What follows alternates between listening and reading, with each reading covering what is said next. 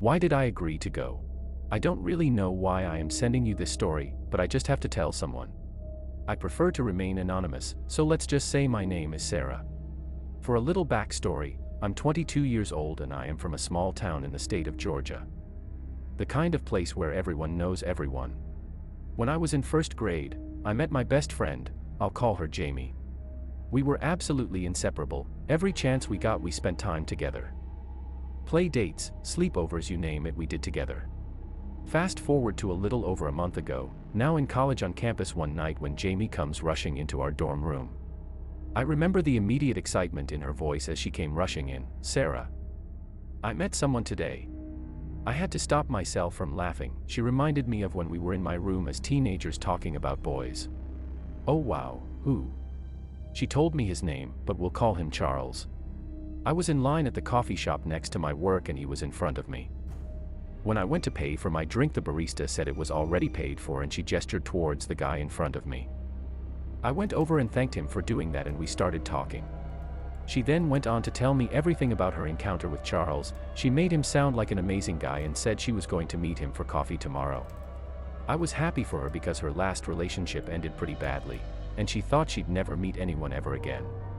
Fast forward again to after her date, she texted me that it went amazingly and that they had so much in common, and that Charles was super kind, etc.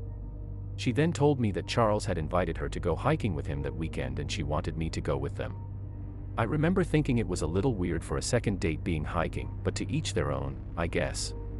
I am not the biggest fan of outdoor stuff like that, so I really didn't want to go at all. But she was my best friend and I know she would do the same for me, so I agreed. Why did I agree? Jamie told me that Charles would pick us up in his truck on Saturday at 8 a.m. and we'd head up to a trail in the mountains. I didn't really have any hiking gear, so I just wore what I would when I go to the gym. I should mention I am also afraid of bears like any normal person, so I brought my pepper spray along just in case a bear was hungry and wanted me as a snack.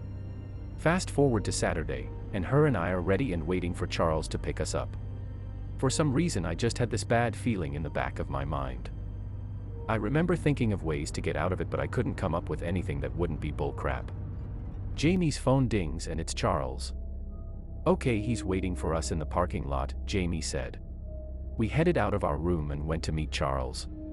As we were walking, Jamie was smiling ear to ear and I was almost having to jog to keep up with her. You look really happy, Jamie. I'm glad to see that. Thanks, Sarah. I know I've only known Charles for a few days, but I have a good feeling about him.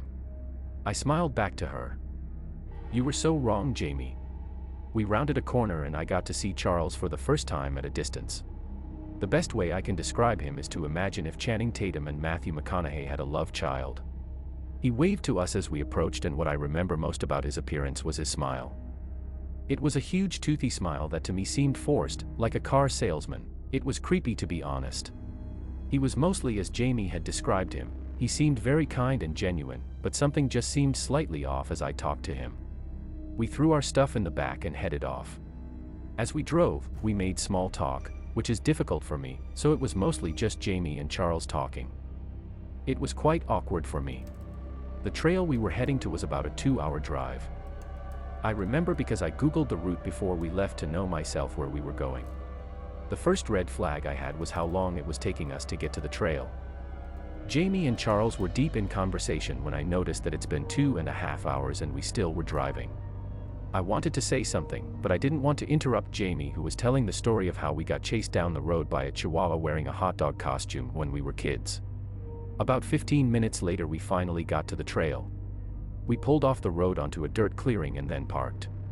As we got out of the truck and got our backpacks, I looked around for the signs indicating the start of the trail. However, there were none. But I did notice there was another car parked nearby. Just a dirt path that led into the woods and up towards the mountains. This is the trail, right? I don't see any signs, I asked. Yeah, this is it. This is just another entrance to the trail, Charles answered. That was the second red flag for me. Why didn't we just go to the main trail? Why did we travel an extra 45 minutes to this entrance? That voice in the back of my head was screaming that something was off and to not go on that trail. I was about to make an excuse to talk to Jamie in private when she said, "All right, let's go." I forced my legs to walk as I tried to convince myself that I was being too paranoid and that I needed to stop listening to those crime podcasts. It was summer, so it was quite warm. That and being nervous, I was sweating a lot. Charles led the way, followed by Jamie, then me. We hiked for about 30 minutes when it happened. Charles suddenly stopped on the trail. Jamie and I stopped and looked at him. "Everything okay?" Jamie asked. Charles didn't respond and stood unmoving. The panic quickly started to build inside me, and my mind started to race. Charles turned around to face us. I will never forget his face for as long as I live. He was smiling. It somehow was wider, almost unnatural. His teeth seemed even bigger. "Don't run, or we will hurt you," he said. As he said that almost on cue, I heard leaves crunching behind me. I turned to see another man, tall, large and scary. My heart jumped into my throat. "What is going on, Charles? Why are you saying that?" Jamie asked. Her voice was also panicked. "Shut up, you both are going to come with us. You can scream if you want, I find it amusing. But if you try to run you will regret it," he replied as he pulled a large knife from his waist. I was in complete shock. I felt my heartbeat in my head and my legs felt numb. Jamie started to hyperventilate as Charles went and grabbed her wrist and started to lead her. I honestly can't accurately explain how I did what I did next. I remember it all happening in slow motion like in the movies. The man behind me at this point was just about to grab me by my shoulders when I quickly jerked my head back and smashed into his face. It sent him reeling backwards. I hoped I'd broken his nose. Before Charles had even started to turn to see what happened, I had already got my pepper spray into my hand and run up to him. He turned and I sprayed him right in his eyes. I kicked him right in the nards and grabbed Jamie's hand and we both ran off the trail and into the woods. Behind us I could hear both men grunting in pain, then they started shouting at us saying we were going to be unalived. I didn't turn to see if they were starting to follow us, we both just ran as fast as we could through the trees. Adrenaline was pumping through my body. That was the only way I was able to run and also partially carry Jamie, who was sobbing. Looking back, I understand her emotions. Having your boyfriend turn out to be a psychopath would do that to you.